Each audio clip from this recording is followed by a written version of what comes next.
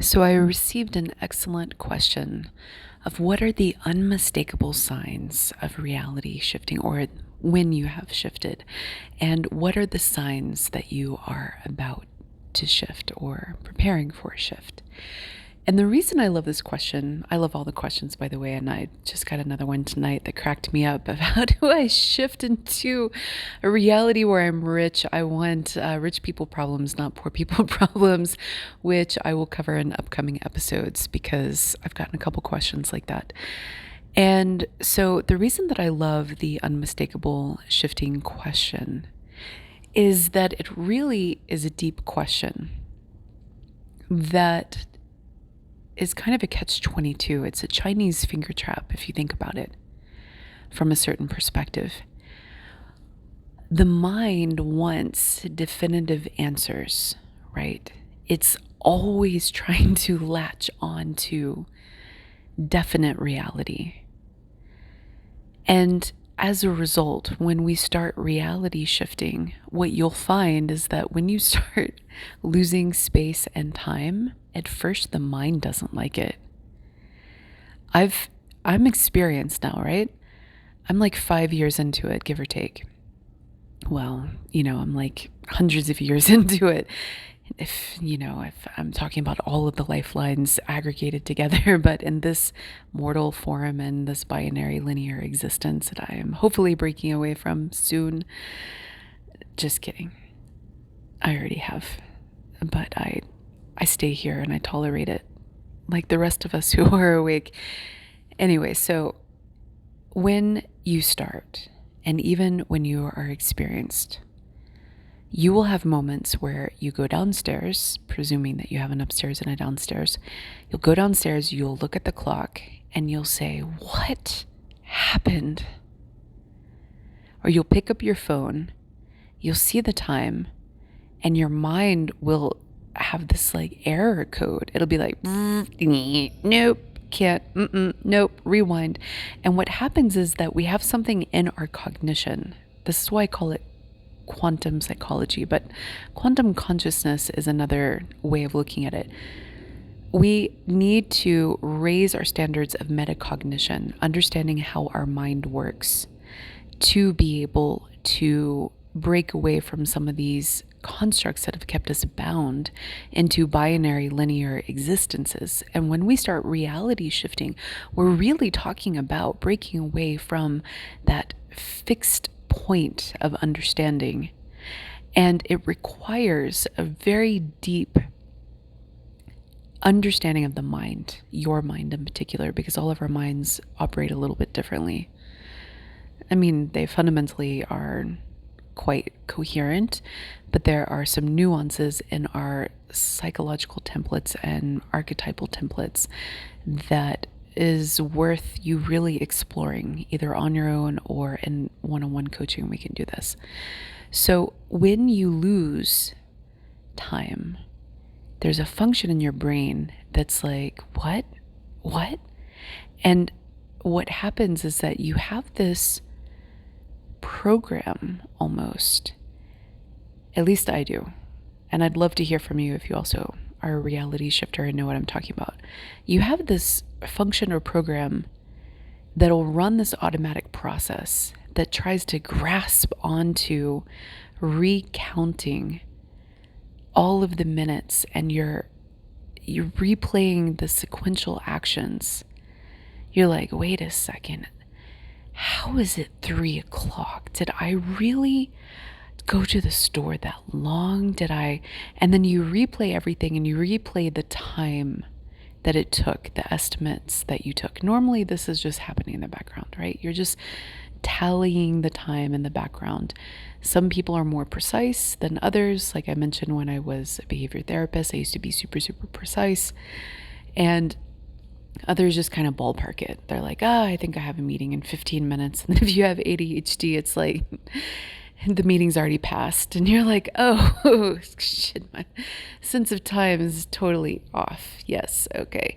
It's a thing. It's really a thing. So whatever your function is, your baseline function, you have it, right? And then there's this overdrive function that whenever you start losing gaps of time, there's something in your psyche that doesn't like it. It needs reality to make sense and be definitive. I can't just be missing an hour, 2 hours. Where did time go? It's deeply unsettling. Funny enough, when I was doing some of the heaviest reality shifting, what I found to be most interesting at first, until this changed, is that the time mostly stayed the same. It was like I was shifting in space, but not in time.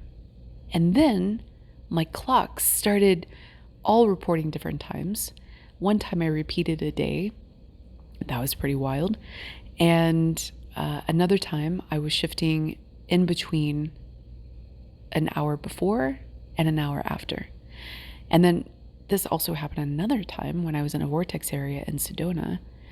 I bought something in one store and walked like, I don't know, 50 feet to another store and bought something else. And on the receipts, there's an hour difference. Isn't that incredible? And I was doing some heavy shifting at that time. So you can shift time and you can lose hours, but you can also reality shift through space and keep time coherent, which is what most people do, I would say. Unless you're doing some heavy quantum traveling, and then it's kind of like a different ballgame. And a lot of these recordings are for people that are shifting in their day-to-day life and maintaining their routine. But you can do, like, you can go off into the wilderness and jump all over the place. It's really fun. I've done it. You can't work while you do it, and you can't have a predictable schedule. So if you're trying to have a semblance of a normal life, then I recommend shifting in space and keeping time coherent. But if you do some accidental shifts, or if you have some unconscious shifts or unaware and not intentional is what I mean, then you can shift time a little bit. And that's when you'll have the brain overdrive function that will try to piece it together. And so what happens is that when you start having shift events, things start becoming out of order. You might find objects that have randomly appeared and disappeared. That's a super, super common one. I have a friend, well, we're not friends anymore right now, but maybe in another lifetime, we'll pick up that friendship again, but not in this life. If you're listening, then the door is closed. I felt your energy recently and I'm not interested. So anyway, she found arugula in the middle of dead of winter in Alaska on her doorstep, just totally randomly. And opened the door, was like leaving the house or something, and then saw this little piece of arugula and no explanation, totally implausible. Random things like that. Now, her partner at the time, because her partner had a narrative about insecurity in relationships, totally took that event and twisted it into something really weird and accused her of doing something really weird. And I won't share just to protect her privacy. But it's a really interesting display of how we need things to make sense. And when they don't make sense, we have these like functions in our brain that will explain things. And if you have any sort of damaged psychology or wounded psychology, very often your explanations that are prioritized, that you dump on other people's laps, are really bizarre. You know, it's like really weird stuff sometimes. And this is one of those situations where he just unfurled this bizarre thinking style that he had. And this arugula became this piece of evidence that she was in this weird narrative in his mind. So we need to understand how the mind works to understand what realities we're creating and shifting into. But for now, let's keep it focused on the definitive signs There are no definitive signs, is the point. And it is our minds that do this beautiful dance of needing things to be definitive, that actually, when we start reality shifting, we need to break away from. We need to rest in the ambiguity that it could be a reality shift event. And this is really, really important, because when we start bootstrapping definitive explanations, we start taking what is and we crush it, or we miss it. And very often, in my experience, reality shifting is actually this very intricate dance of like shifting into a new place and then shifting back. You don't want to disturb it, you want to see it, you want to feel it, you want to see if it's comfortable. Is there more money in your purse? Is there less money? You want to get a feel for it. And when we are looking for this must be true or this has to happen, that is actually a mindset that is at odds with reality shifting, that can take the reality shifting experience and actually crush it. And it is something innate within us. And I'm speaking from experience here. Like, I would be, and I'm not recommending that people smoke, but when I smoked, my cigarettes would just randomly go out. But if you are in a different stream of reality, that might not happen to you, right? So that might not be a good sign for you. I would, and matches too. And I would light a lighter, and it would be like I would have a gust of air or a lack of air.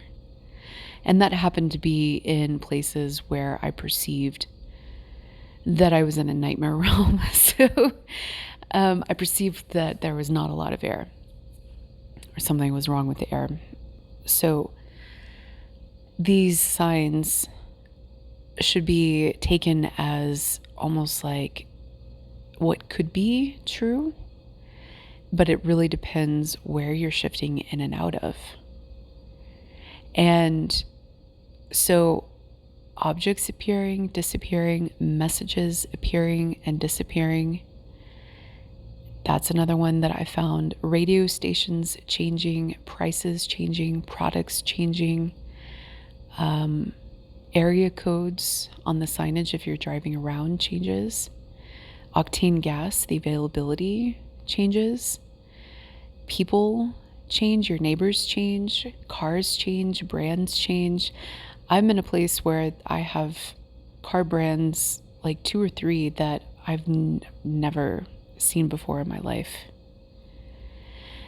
And so opportunities will change as well.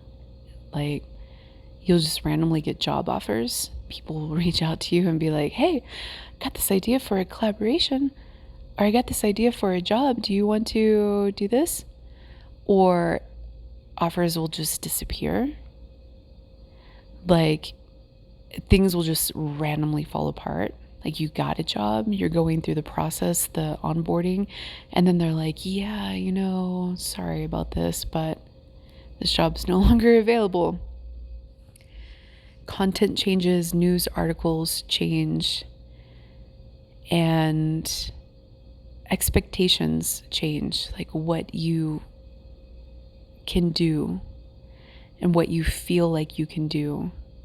Your potential changes, your drive changes, your focus changes.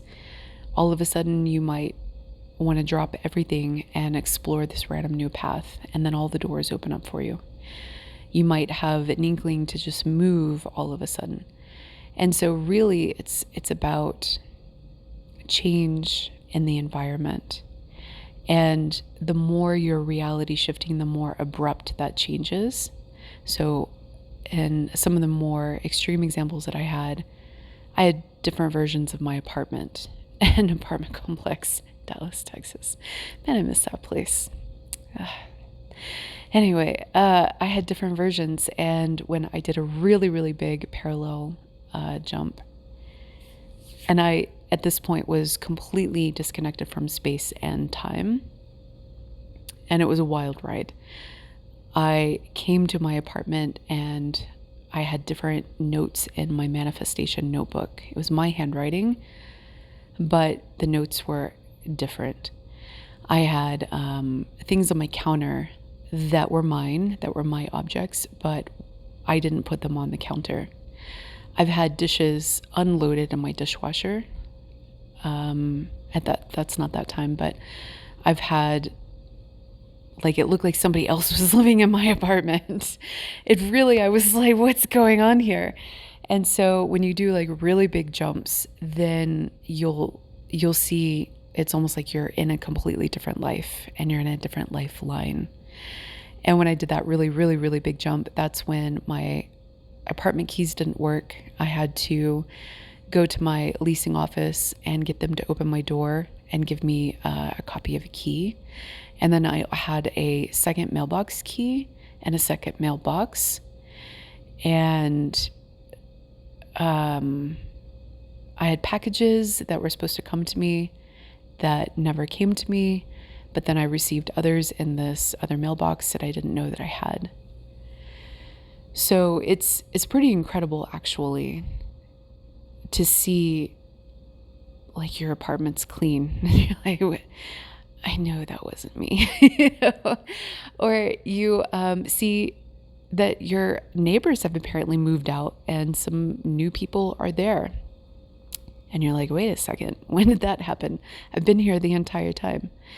Or stores will randomly be open or close. And you're like, I've walked by here 20 times in the last week. How did I not see that sign? How did I not see that store? And normally when you are going through shift events, it's really subtle, actually. So you can go through a shift event and be none the wiser. And in fact, I would argue that most people are like this, because some people go through shift events without even knowing it. And I have many, many stories of people that it seems like they're reality shifting, and then they get into the Mandela effect. And this whole time, it's like they've been shifting, but they hadn't been conscious of it. So I believe that there are different modalities of shifting, that you can do it intentionally, you can do it unintentionally, and you can be completely unconscious. It kind of reminds me of like the Mayans, you know how they disappeared? Maybe they reality shifted out of here. Or the Left Behind series. You know, maybe there was like a version of people that shifted away and just disappeared or passed on, but maybe they didn't actually pass on completely. Maybe they had a near-death experience. Maybe with that virus, that, you know, that whole pandemic and everything, maybe some people actually went to a different dimension. Like they got super, super sick and went to the hospital, right? And in one version they died, in another version they didn't. You hear about people that have these miraculous recoveries. They're like, wow, I was hit by an 18-wheeler and I was crushed, but I don't have a broken bone. Like my car was crushed, but I don't have a broken bone. Or you hear about people that have these miraculous maneuvers. It's like, I saw this TikTok of this woman, chills. I saw this TikTok of this woman a long time ago where she was trying to process this major accident that she was in, how she was on the highway in like California or something like that. And she got spun around and lost control of her car, like somebody hit her. And she spun out of control. She was in the middle of the lanes, facing the wrong direction. People are speeding at her, and then all of a sudden she's on the shoulder facing the right direction. I have chills again. And so people can shift like that. And those are pretty abrupt, unexplainable occurrences that when you don't have the framework for reality shifting, then you don't have the words to describe it in that way. Instead, it comes off like a miracle. I survived. I can't explain it. It's a miracle. It was the hand of God. All of these things can be true, but also under the framework of reality shifting. And so with that understanding, then, and also how we have to train our perceptual system to be able to detect shift events, it's so subtle. You actually have to train yourself to be able to see it, to detect it. And because if you don't, then you could shift and just not know it. And very often people do, which is why they think somebody's stealing from them or messing with them or whatever it is, whatever narrative that they have, the arugula incident, right? When you are faced with something that doesn't make sense, you will try to make it make sense. There is actually a function in our brain. Dr. Michael Gazzaniga is the neuroscientist who studied or discovered this. He worked with split brain patients and people who had very severe epilepsy. And I'll talk about this in future episodes because it's really important and it's foundational for my understanding of how reality shifting works and how the brain works. So just to give you the overview, what he found is that there is this function in our brain that when something doesn't make sense, we force it to make sense. And the way that we force it to make sense can be absolutely ludicrous, but we don't know that, right?